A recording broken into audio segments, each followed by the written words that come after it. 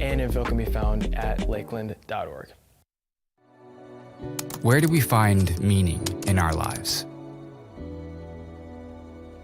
Some have tried accomplishments, gaining power, finding people they love, knowledge, money, art, physical ability. But with tragedy always around the corner and the inevitable march we are all on to the end, as Christians we learn, apart from God, we gain nothing from all our toil. The author Solomon wants to help us think about the lives we are living while we're still living them and where they are taking us. What's the point? Is there any meaning to life? If so, where do I find it? Through the book of Ecclesiastes, we will embark on the search for meaning in our lives with Jesus. Good morning, Lakeland Church. How you guys doing? Good? It is a pleasure to be here. I'm Seth. I'm on staff here at Lakeland Church, and it is an absolute pleasure to be able to preach to you guys this morning. It feels like it's been a couple of months since I've been up here, and I've just really missed you guys. And so has that. Awesome. I just need to stop having such a booming voice. What is a great investment? So obviously, like, a great investment is something that you put your money into or a thing that you put your time into. And you may not see the return for a while, but you're eventually going to see a return on that. And you're always glad that you gave that investment because it's a great investment, right?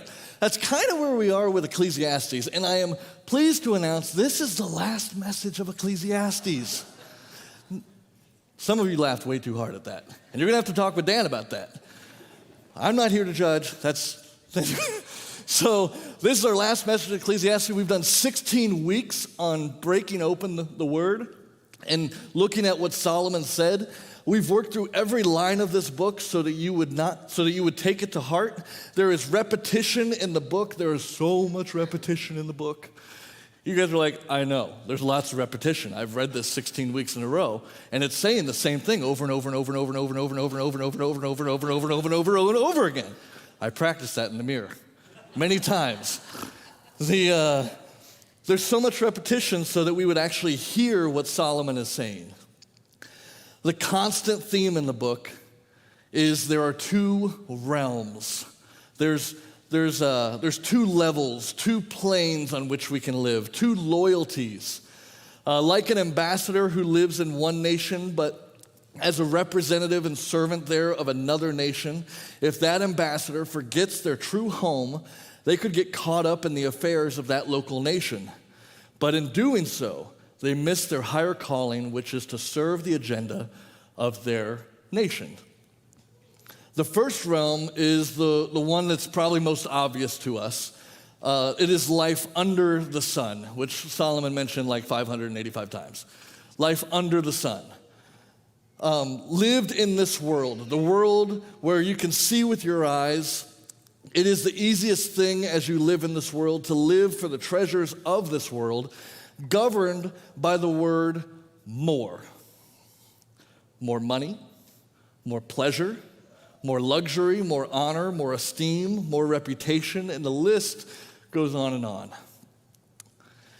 In the hopes that the emptiness of our hearts, by filling it with more, will be satisfied by the world we can see. The problem is, at the end of this life, you discover that all of those things are as substantial as vapor. They are meaningless. That you'll be reaching for these things and pulling them all into you, more power and more glory and more reputation and more money, and at the end of your life, you open your hands and there's nothing there as you take your last breath. What other option is there? If there's life under the sun, then that means that there's life above the sun. So living for life above the sun, living for God who is in heaven while we live here on earth. The truth is that we found in Ecclesiastes that God has set eternity in our hearts. He has designed us for heaven, and only the pursuit of heaven while we are here satisfies the longing of your heart. Last week, the main point by Trey was seize the day. Don't waste a single day of this life or in this world because it is fading away. It is moving fast. This week's main point is seize eternity. Live for heaven now. It's a pretty amazing promise that choices we make today can affect our eternal existence. You are here because you've come to the place, today's message wraps up and summarizes everything Solomon has been saying. And here's my promise. This message is especially for three groups of people, okay? And if you're in this room, you're probably fitting into one of these three groups. The first group, those who are seeking.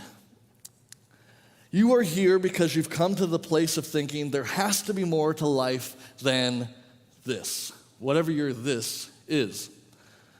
You are here because you know you yearn for more than you have found here, and you wonder if it is God that you are searching for or yearning for. And my answer to you is yes, that's the thing you're looking for. And if you stick with me, this passage will help explain to you why you feel what you feel in the place that you're feeling it. And if it has a ring of truth to you, I highly encourage you to tell God you want him. The second group of people is those who are under 60 years old. The younger, the better, okay? This passage is especially for you, made clear by the first verse in 12. And then the third group is those who are above 60 years old. I'm not looking at anybody. It says to seize eternity now, quickly. Redeem the time that you lost in your youth. So the first point is remember your Creator in your youth. And I got that amazing point from verse 12, or from 12:1, which says, remember also your Creator in the days of your youth. Man, that was an easy one. It is hard to read verse 1. Remember also your Creator in the days of your youth, and not hear an earnest cautionary tone in Solomon's voice, like he wished someone had said this to him. Like he wished someone had said, Solomon, in the days of your youth, remember your Creator. When you let this line sink in, you realize that Solomon needs to command this because remembering our Creator in the days of our youth is not something we do naturally as we live our lives in this world. Youthfulness breeds forgetfulness of God. Here is a biblical explanation for all the questions I've gotten from parents over the years of why their students graduate high school and then graduate to church. Youthfulness breeds forgetfulness of God. It takes a special effort to keep your faith in this world when you are pulled out of the things that help you keep your faith. What do we remember when we remember our Creator? Solomon did not just say, remember God in your youth. There is something personal, something intimate about him saying, remember your Creator. And if you're remembering your Creator, what are you remembering? There's a couple things that we got to remember if you're remembering your Creator, okay? One is that He is, period. And if that's true, if He is, then it is the most monumental truth that you have ever heard, that He is. That means He exists. And if God exists and He is, then it also means that He made all that exists. And if He made all that exists, it is breathtaking. I have traveled all over the world and been all over the place. This is me in front of Victoria Falls. It's the dry season. That's why there's not much fall falling. But this is the dry season. I actually got to climb over there and get into the rocks and crevices and get into a thing called the Devil's Pool, which was really hard to jump into that because it's like, can it be like God's pool or angel's pool? I don't want to go into the Devil's Pool.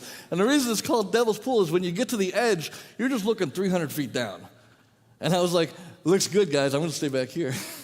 And I am not a fan of heights, but that was one of the most amazing experiences of my life, and I got to see amazing things on this trip, which we'll talk about in a few minutes also.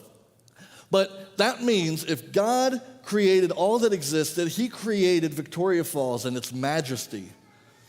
He created every rock and every amazing animal that I ever saw. They were all made by him, and if he made all of this, then it means it is breathtaking. This is the Milky Way galaxy. In its size, there are stars that we can see in our galaxy portrayed here. So when you look up in the sky, you can see several of those stars. Probably not all of them, but several. I'm not good with the science stuff, but there's some of them there, okay? And in its size, this is absolutely amazing. And then in its complexity, you have something called laminin. Don't show the slide yet, buddy. There's something called laminin, a large, and I had to write this down, molecular weight glycoprotein constituted by the assembly of 3 disulfide-linked polypeptides. Duh. You guys know what that is, right? It's laminin. What does this laminin thing, what does this thing do? It holds your cells together. And God, in his infinite wisdom and ingenuity and cleverness, created laminin to hold all of your cells together. And then he just happened to make the structure, the cellular structure, look like this. Whoa. The thing that holds all of your cells together is a likeness of the thing that holds your soul together. That's just absolutely amazing. And he made much, much more than we recognize. He says he made everything visible and invisible, whether thrones and powers, rulers and authorities. He made them all. And if he made all these things and what he made is breathtaking, then it also means that he is your creator.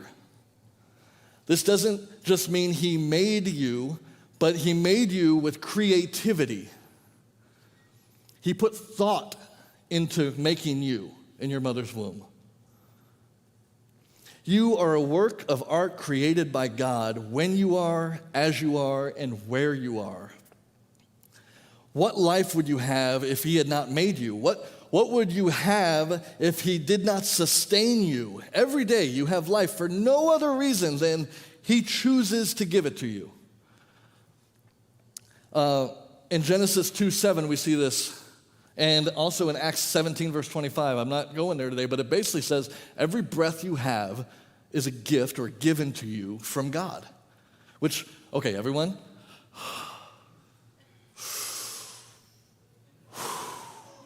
No one passed out, right? No one went down?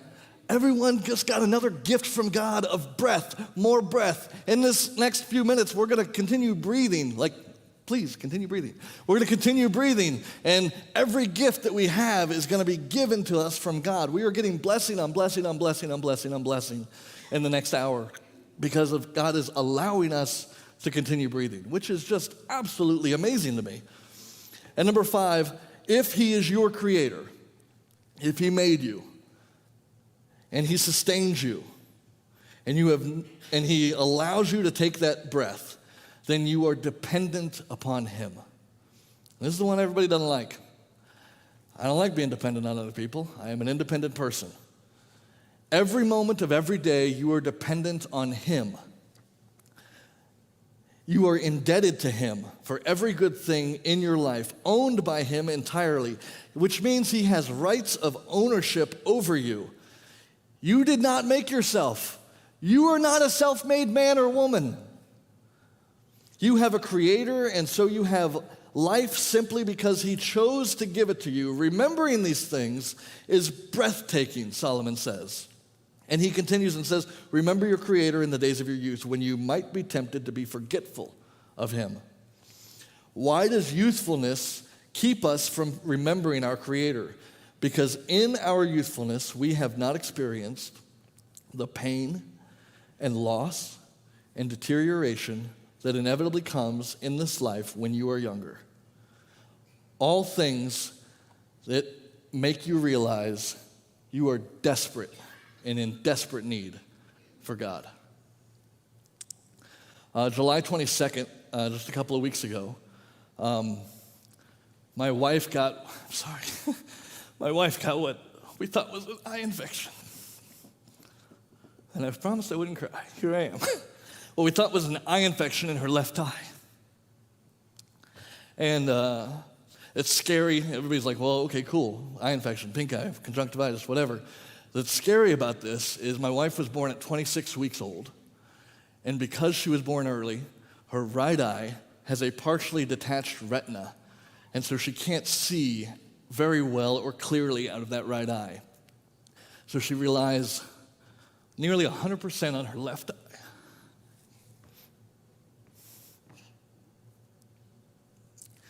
So it was August 22nd. We went to the optometrist, got some drops. Simple enough, conjunctivitis, got an infection, put these in a couple times, every 4 hours or whatever it is, it'll go away. She's putting the drops in and she's like, it's not getting better. And so we went back to that optometrist. He said, the infection's gone, and this is on a Monday. And she says, but it's not getting better. And he says, just slowly taper off of them because the infection's gone. So we slowly tapered off of them.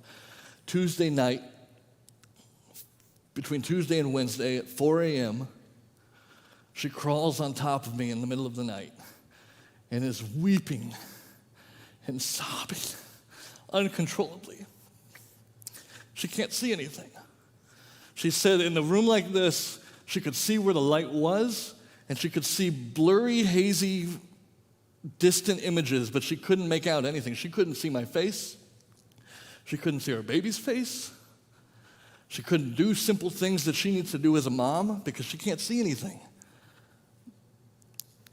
We went to an ophthalmologist, and they're working on it, but it's been 20 days today since she has been able to see. And it's scary. It's really scary. It's scary for me. It's scary for her. And I can't do anything about it. That's the part that's driving me crazy. I can't fix it. We are still in the thick of it. We are struggling with it. We are uncertain of the future, but we are hopeful for her eyesight to return to how it was before, but we're not 100% in this moment. It'll improve fully. Coley and I have been smacked in the face with some loss and some pain and the idea of our bodies deteriorating on this earth. And do I believe God will heal her? Absolutely. Will I hold on to that until I breathe my last breath? Absolutely. Do I think that the healing is coming progressively? Absolutely. But it does not change the fear in the moment. It does not change the fear that's going on. The youthfulness and health of our lives is fleeting and getting further and further away each day. Solomon's point is, don't wait until that day to remember your Creator. In the days of your youth, remember Him. And he continues in verse 1 and says, before the evil days come and the years draw near, of which you will say, I have no pleasure in them. And then in verse 2 through 8, Solomon goes on in something of a rant about what happens to you as you get older. He says in verse 2, before the sun and the light and the moon and the stars are darkened and the clouds return after the rain, which is essentially saying one day you will not be nearly as aware of your surroundings as you are today. And in verse 3, he says, remember God before your body weakens. And it continues and says, in the day when the keepers of the house tremble and the strong men are bent and the grinders cease because they are few, and those who look through the windows are dimmed. What he's saying is, remember Him before those in your house see your frailty, before the formerly strong are now bent over, before your grinders, your teeth fall out. Remember Him while you still have teeth and as your eyesight dims. Remember Him before you have lost your productivity. In verse 4 he says, and the doors on the street are shut when the sound of the grinding is low and one rises up at the sound of a bird, and all the daughters of song are brought low. Today you are making things happen, but one day this will be gone. Not only that, but with weakness can come feelings of threat. And I'm going to share verse 5 in the New International Version. It'll be up here. It says, remember Him before you become fearful of falling and worry about danger in the streets, before your hair turns white like an almond tree in bloom, and you drag along without energy like a dying grasshopper. And the caperberry no longer inspires sexual desire. Remember him before you near the grave, your everlasting home, when the mourners will weep at your funeral. His point is, when you are young, you don't feel your need for God. This isn't because you don't need him. He is your creator. He's your sustainer. He gives you life and he brings you joy. But youth's excitement can cause you to forgive him or forget him. And he summarizes in verse 6 and says, before the silver cord is snapped, or the golden bowl is broken, or the pitcher is shattered at the fountain, or the wheel broken at the cistern, and the dust returns to the earth as it was, and the spirit returns to God who gave it. Solomon shares at his end what you will feel at your end of life. When the excitement of youth fades, on that day, you will not only realize your need of God, but that really you have needed him all along. You will realize that every joy and everything you sought in this life was actually only a shadow of what he is, that he is the substance we are searching for. When Solomon comes to his senses and the distractions of those passions that he had are gone, he groans, "What have I done?" Those were wasted days.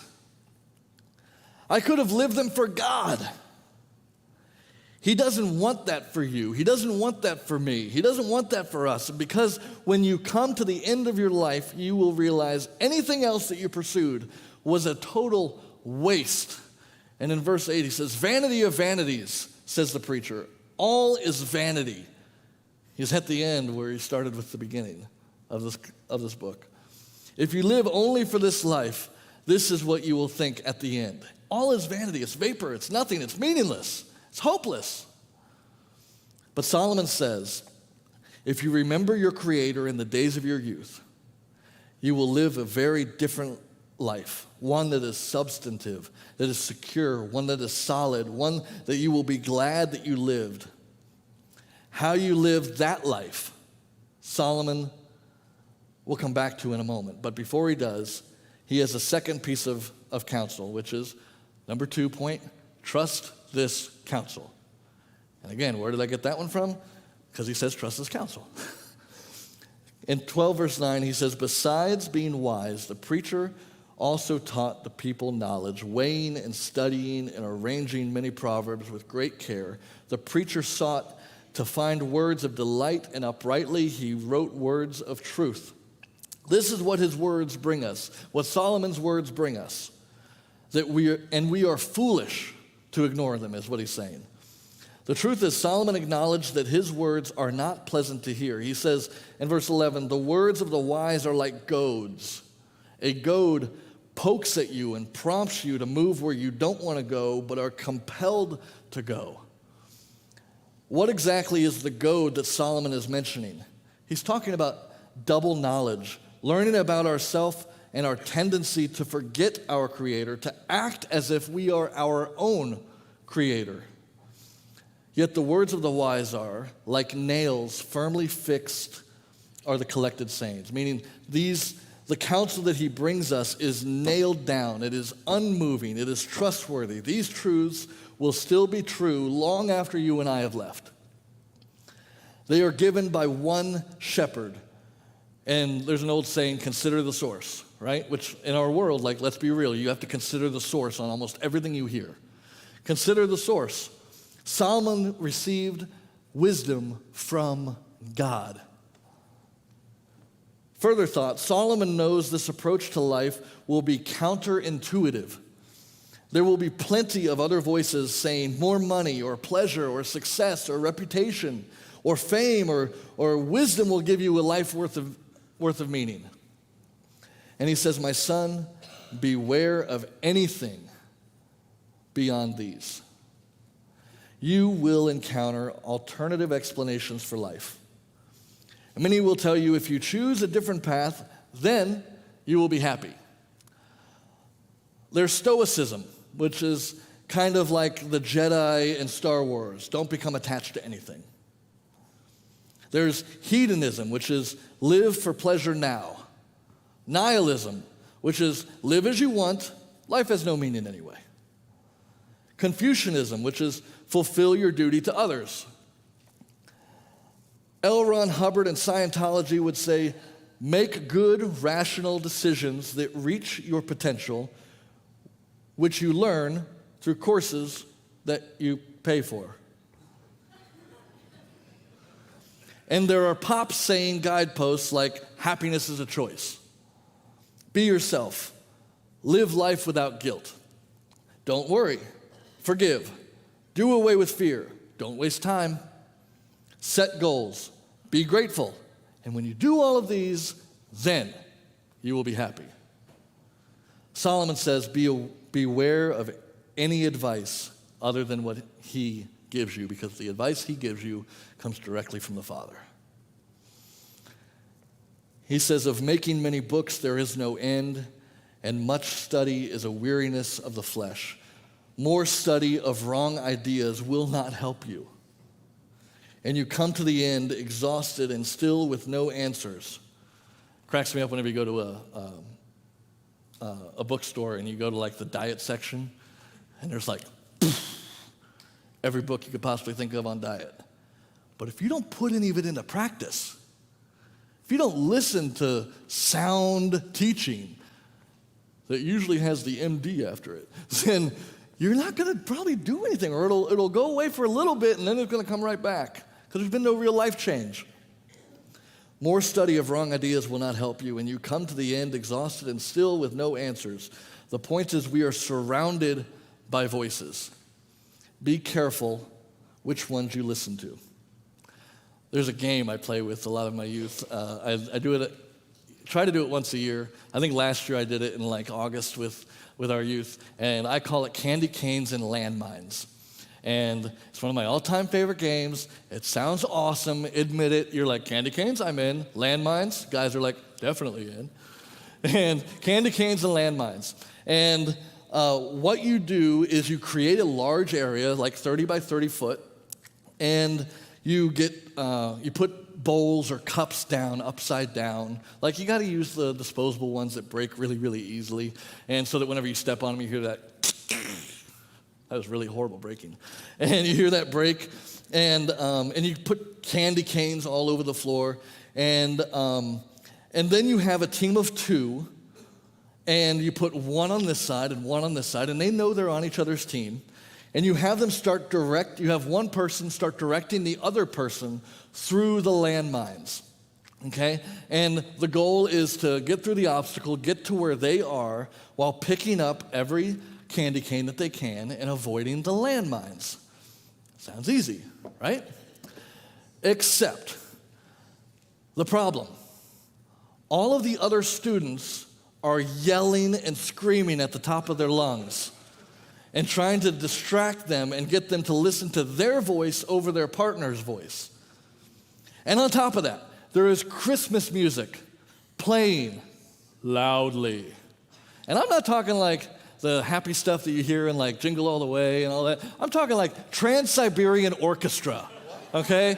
Going nuts all the way up, more than 83 decibels. People would be going nuts in here. I mean, it's loud, okay? And on top of that, the person that's going through the landmines are blindfolded.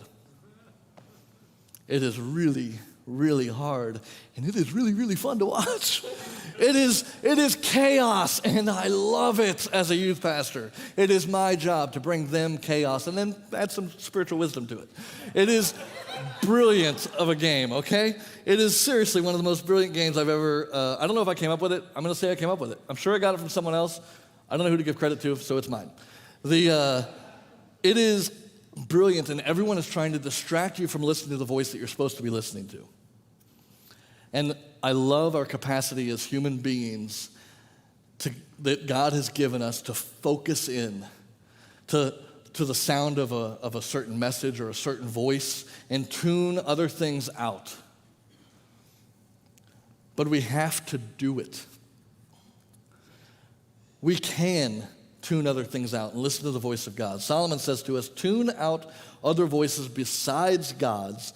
Those voices promise meaning under the sun, but they do not deliver meaning. What they provide you is at the end of your life, you realize life is meaningless. This is why you should remember and honor God every day of your life. Only in this are you united to what matters forever. Point number 3, fear God and keep his commands. We go to verse 13. He says, the end of the matter. We're at the end. We're done almost. He says, the end of the matter. Solomon had covered every topic. He's brought to completion what he wants to talk about. He says, all has been heard.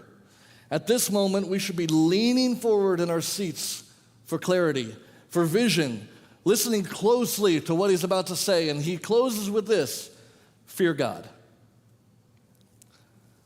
Remember who he is, that he is involved with you, that he is who he is. Fear God. Solomon has said God's purpose is that people should fear him. He's not working to terrify people. That's not that kind of fear. But the phrase fear God does describe perfectly how we should respond to him. Those who fear God will be better off than those who do not fear God. If there is a God, fear is the right response to him. In 2015, I was in Zambia, Africa. That picture earlier of Victoria Falls. I was speaking at a youth conference, and can we go to the next slide? I was speaking at a youth conference. It's so pretty, so pretty. I was speaking at a youth conference, and when that conference was over, the host graciously sent us on a safari trip. If you're going to go to Africa, I suggest you go to Zambia, Africa. I suggest you go on a mission trip to a certain couple of friends of mine because they send everyone on this safari trip, and it is awesome. And they sent us on a safari trip. The guide went all over the rules of the trip once we met the guide, and of course, it's one of those like, okay, do you really listen to all the instructions when you're getting on a plane to go somewhere really exciting? No. Do you really listen to the instructions before the person straps you in at the roller coaster at Universal Studios Orlando? No. Do you really do all this stuff? So he's telling me all this stuff, and he's just going. I'm like, this is so cool. They're giving me coffee. It was so cool. They had coffee off the back of this truck, which is like super, I thought it was super bougie, but it was just coffee from a can. It was like what I made in the Army, and I'm like, yes, we paid a lot of money for this. It was awesome. And he's going through all the rules, and then I hear him say, rule number 1. I go, oh, got it. Listen to this one. Most important rule. And he says, don't get between a hippo in the river, ever. Number 1 rule in Africa. Got it. Why am I going to get between a hippo and a river? Done. I can do that. That's the only big rule in Africa? Don't get between the hippo and the river? Got it. And then he went over everything in Africa that could kill you, which is basically everything. And we're on an overnight stay. It's been an amazing day. We're sleeping in a tent, that thing. Like, that is not a normal tent. That has beds in it. It has AC in it. It has electronics that you can plug your phone in. It has, like, Wi-Fi somehow. I'm not sure how they have it in the middle of nowhere. They have Wi-Fi in Africa. I don't know if you do that, but they do. And they have it's just absolutely amazing. You got these 2 little rockers that you could smoke cigars if I was the kind of person that did stuff like that. And it's just absolutely amazing. This tent, and we're sitting in literally the slide before. Go back one. Go back one. Go back one. There you go. This is what we're viewing. 25 or 50 yards away from our tent is this river, the Zambezi, the 4th largest river in the world. It is amazing. Trip of a lifetime. And then the guide comes back, the guy that yammers on. He comes back. And he goes over a couple of the rules, and again, not listening. And he goes, okay, number 1 rule tonight. Got it. I can listen to this one. He goes, do not, in the middle of the night, go outside to go to the bathroom. I'm young. I don't go to the bathroom anyway. in the middle of the night. This was a long time ago, okay? I go to the bathroom now. And so I'm standing there, I'm like, I can do that. Don't go to the bathroom, don't go outside to the tent, no problem. Well, it's the middle of the night. And nature has called. And I have to answer when nature calls. And so I put on my boots, and I go outside. I get as quickly as I can to the outhouse tent. I do what I came to do, and I start going back, and I'm hearing, like, while I'm in there, all these different noises. I mean, it's Africa. And I start walking back to the tent. I'm like, okay. And I'm trying not to use my flashlight, because that just says, like, where you are. And I learned that in the Army, and I'm like, don't use your flashlight. So I'm just going real slow, because, cats don't have night vision. And we're just going real slow, and I get to about 15 feet away from the tent, and I hear this. I'm like, oh. I had to go to the bathroom again. And I grab I freeze in my spot, and I'm like, oh my gosh, what is that? And I know it's off to my left, and the river's to my right. It's to my left, and the river's to my right. And why would I ever be between the hippo and the river? And I take my flashlight, and I shine it quickly at its face. That doesn't upset it. And it's the biggest hippo I've ever seen. And no! Bad Ryan, you would have died in Africa. And so I'm standing there, and I'm like, oh my gosh, what do I do? And I'm like, be cool, Seth, go nice and smoothly back to the tent. And I go to the tent, I get in the tent, I zip that sucker back up. He's still out there snorting and pouncing around and moving things around, and I can't see him, so I don't care what he's doing anymore, because the tent is going to save me. And I'm in the tent, and I'm like, oh, okay. I take my boots off, and my mission partner wakes up and goes, dude, you went to the bathroom? I'm so glad. I have been having to go to the bathroom for a while. I was like, don't go to the bathroom. I just ticked off the biggest hippo in the world. So something I found out that I should have known before I went to Africa. Hippos are some of the deadliest animals in Africa. Yeah, that thing that looks like a minivan. Killing at least 500 people a year. An angry hippo can easily outpace a human, averaging 20 miles per hour in short bursts, whereas a human can typically only run 6 to 8 miles an hour. I think I could have done it that night. But that's not very good odds. And I was like, what? Why did no one tell me this? The part I didn't listen to. I heard, don't get between the hippo and the river. What I did not hear is this little fun information. So, when you go on a safari, listen to the guy that has the mean voice, okay? When you are in the presence of something much bigger than you, humility and even fear rises. How much more is it fitting that when we're in the presence of the one who made not only the large mouth and the teeth of that monstrous thing, but also the river that it resides in, the country it lives in, the continent it lives on, the planet and the solar system and the galaxy and the universe, all with his voice, he spoke these things into existence. He made all of this with just speaking it. Pastor Dan's already shared there's a difference between fearing God and being afraid of God. We see this in Exodus 20. He says, do not fear. God has come to teach you the fear of the Lord. I've been thinking a lot about this recently. And every time someone in the Bible encounters the presence of God or something that is sent from God, like an angel, they were always full of fear. I don't think it's bad to be fearful if you found yourself in the presence of God. After all, he gives you every single breath. You give and you take away, which means he gives it to you and he could just as easily take it from you. Solomon tells us that we should fear God because of who God is. This is everyone's duty because he is God over all. A definition of fear of the Lord is, bless you, by the way, and is the fear of the Lord means to tremble before him because of the holiness of his character and his just judgment against all wickedness, and to trust him unreservedly because of the bounty of his goodness, mercy, and blessing towards those who turn to him alone for their life and well-being, expressing itself in resolved and fervent opposition to all unrighteousness and wickedness, and 2, a resolved and fervent obedience to God's law, in humble and joyous recognition of God's rightful authority over our lives for his glory and our good.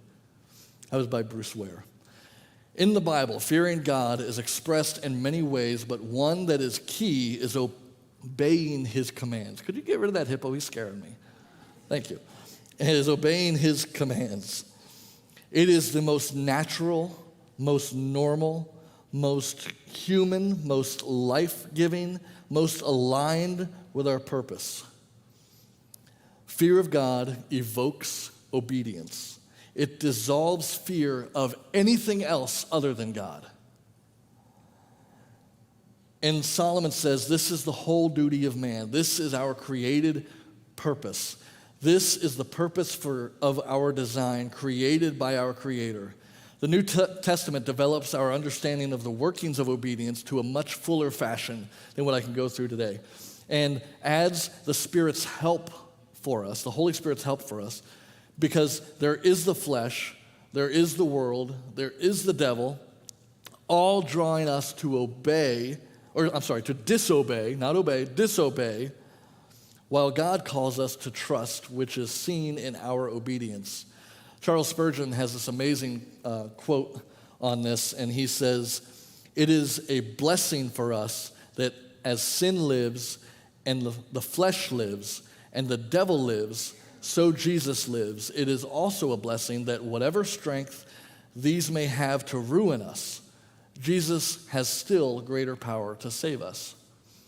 And a common thing, I've got a quote from Voddie Baucham in a few moments I'm going to do.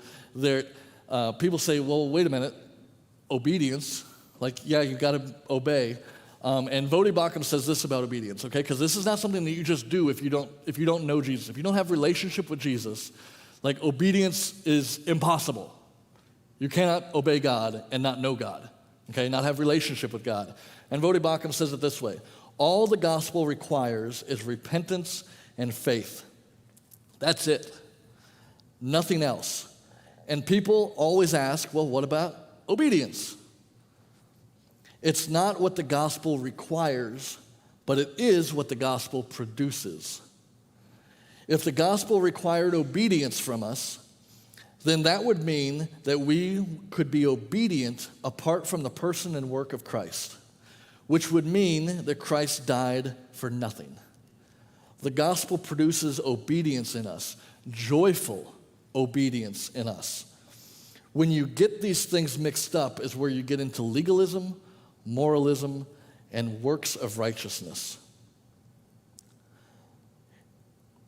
The fear of God helps you obey, not because you are afraid, but because you are overwhelmed, in awe, humbled, quieted by him, and you are worshiping him when you obey.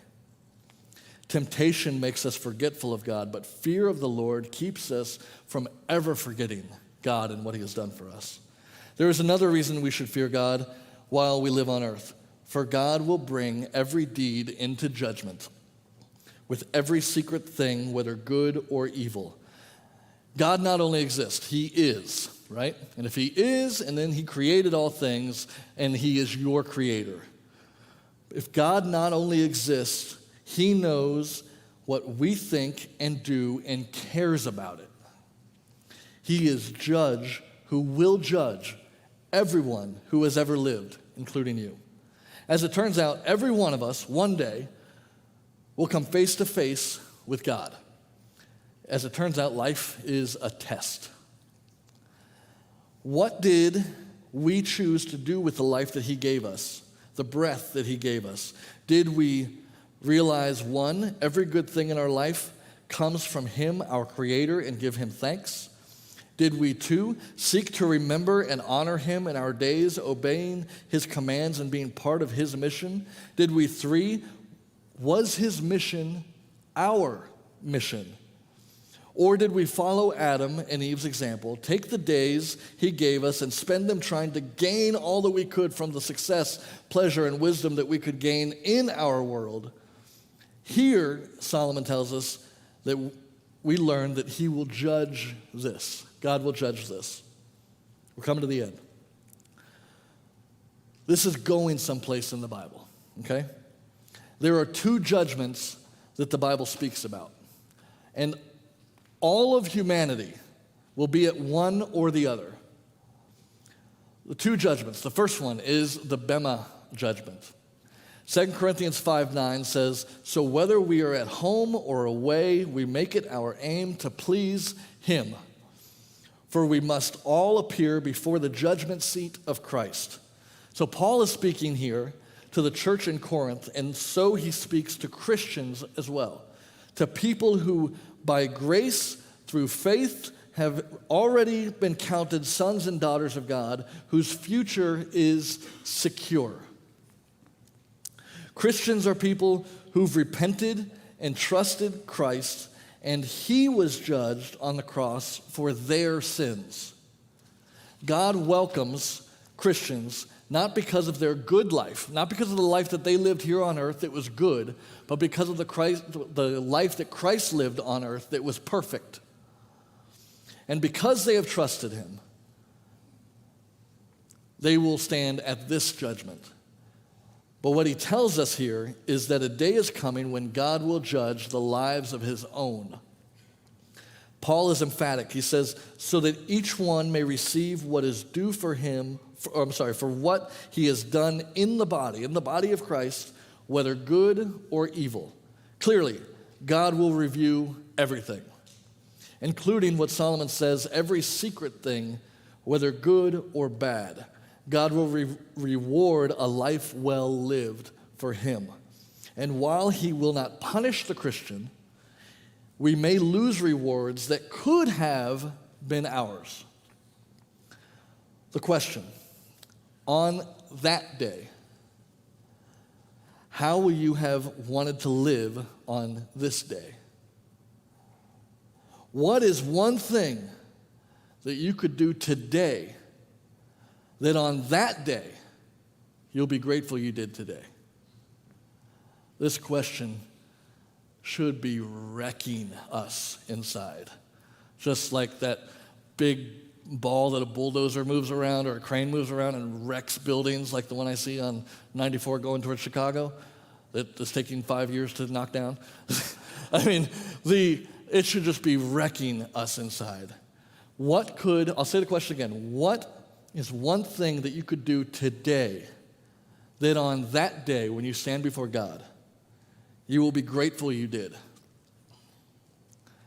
And the second judgment is the great white throne judgment. And Revelation 20, verse 11 says this, "Then I saw a great white throne and him who was seated on it. From his presence, earth and sky fled away, and no place was found for them. They could not run from his presence. They could not hide. And I saw the dead, great and small, standing before the throne, and books were opened. Then another book was opened, which is the book of life, and the dead were judged by what was written in the books, according to what they had done while here on earth. And the sea gave up the dead who were in it. Death and Hades gave up the dead who were in them, and they were judged, each one of them, according to what they had done. Then death and Hades were thrown into the lake of fire. This is the second death, the lake of fire. And if anyone's name was not found written in the book of life, he was thrown into the lake of fire." And I'm not trying to scare you into salvation, because fear salvations don't stick. But this is a very real thing that is going to happen one day, and I don't know when it is, but just like I don't know when my death is, I know that every day I wake up, I'm getting closer to it. Hell is God's promise that he will forever separate evil from his creation and his people. When someone ends their life having never repented and trusted God, having spent their entire life trying to get away from God, when they die, he gives them what they have always wanted while on earth: separation from him. Friends, you have a creator who made you and knows every single part of you, every secret deed and public deed that you have done, every secret thought and public thought. Remember him and honor him. How do you honor this God? Tell him you are grateful for him and you need him to forgive your sin and to be God in your life. One of the greatest lies of Satan is, I'm young now, a day will come when I'll get serious about my relationship with God.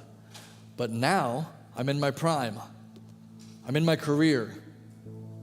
I have children to raise, work to get done, things I want to go and do and see. One day, I'll get to God. One day, I'll make room in my life for God. This is a lie from the devil himself. Because there's two truths you must wrestle with. While you are believing this lie, time is stealing your opportunities. Every day that goes by without God is a missed day to walk with God and do his work in the world. Every day you put off doing the right thing, you have shaped within your person a greater immunity and resistance and antibody to doing the right thing tomorrow. It will be harder tomorrow than today if you put it off another day. Don't let today pass you by. If you are far from God, he's wanting to draw near to you. The creator of the universe that spoke everything into existence, that created you in your mother's womb, that counted and still counts as they grow more or fall out, the hairs on your head, and knows the exact number and calls you by name, who created that monstrous hippo that tried to eat me. That God who protected me from that hippo and counts every hair on your head and calls you by name wants relationship with you. And he is calling to you and he is wanting to know you. Choose today to choose him because he has already chosen you. He's already picked you. He's already called you by name. He's already said, I want Brittany. I want Andrew. He's already chosen you. So pick today to choose him, because tomorrow will be infinitely harder to pick him tomorrow. And we're not promised it. So could our prayer leaders come up to the front, and I'm going to close this in prayer, and then our amazing worship team is going to lead us in worship. And just come to this place and worship the Lord. If you want to get to know Jesus, come forward. The altar is open. Our leaders are all more than capable and willing and longing to have conversation with you about taking that next step with the Lord. Let's pray. Lord, I just come to you right now, and I lift you up, and I praise you, and I worship you, and you are the God who saves and the God who heals.